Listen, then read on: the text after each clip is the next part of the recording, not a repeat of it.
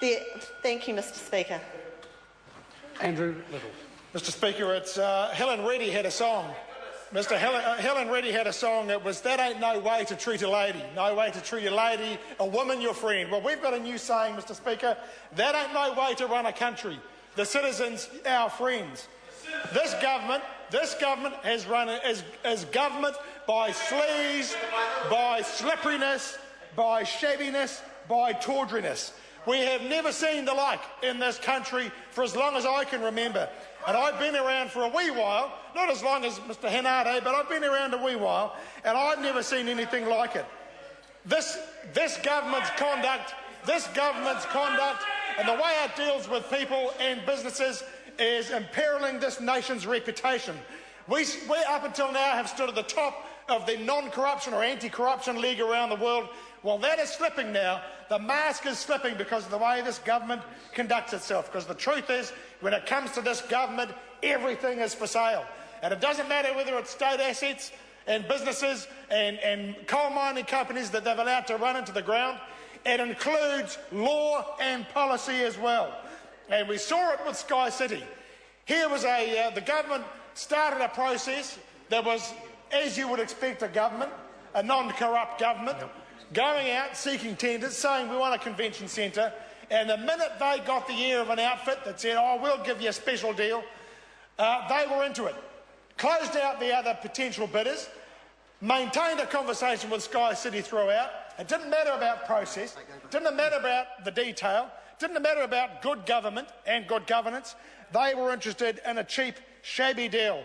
It was classic, never mind the quality, feel the wit style of government, because that's the way this outfit operates.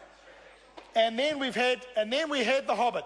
Of course, The Hobbit came before the Sky City deal was exposed. But now we've got the truth about The Hobbit, the real deal.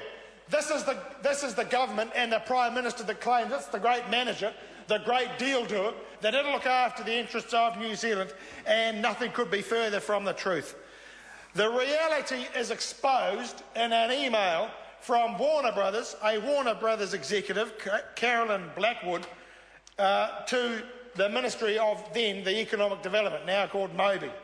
And so this is a time when the screen producers, when Sir Peter Jackson and everybody else had said, "Look, we're at risk.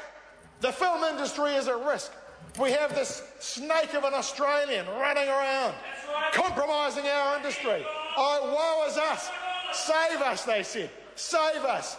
Our meek, humble little industry that generates $250 million per movie for Sir Peter Jackson. We're at risk because the snake of an Australian is running around." And then what does the Warner executive say?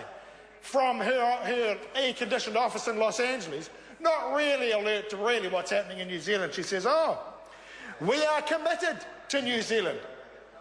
We are committed to New Zealand both because of Peter and Fran's deep commitment to be there, but also because of our significant investment to date and in the future."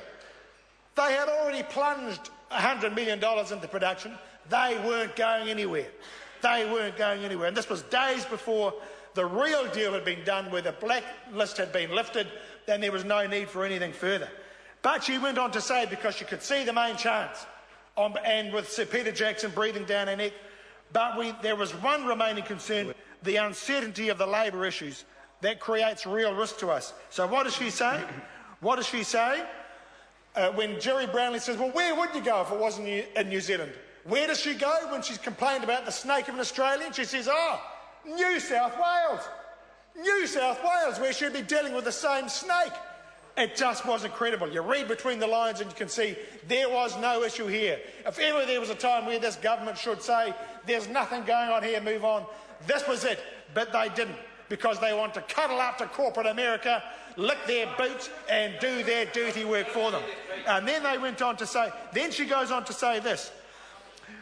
She said that we've got a good deal from Australia. We've been offered financial incentives. And she says a very attractive incentive to us from Australia.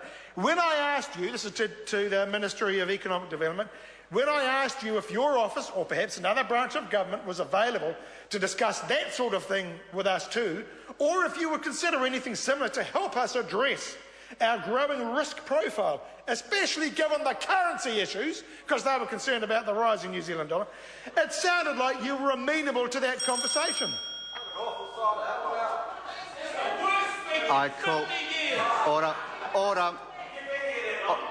I'm going order.